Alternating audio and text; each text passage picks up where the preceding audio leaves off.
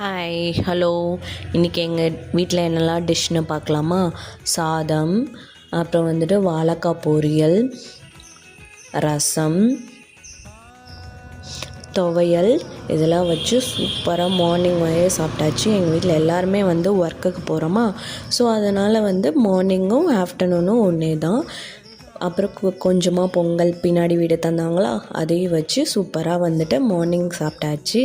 Smiley வத்தல், என் மதர்-இன்-லா smiley வத்தல் வாங்கி பொரிச்சு வச்சுருந்தாங்களா, அதுவும் கடிச்சிட்டே அப்படியே சாப்பிட்டாச்சு. அப்புறம் யாருக்கெல்லாம் பிடிக்கும் டீயில் நெய் வரிக்கி தொட்டு சாப்பிட்றது எனக்கு ரொம்ப ரொம்ப பிடிக்கும்.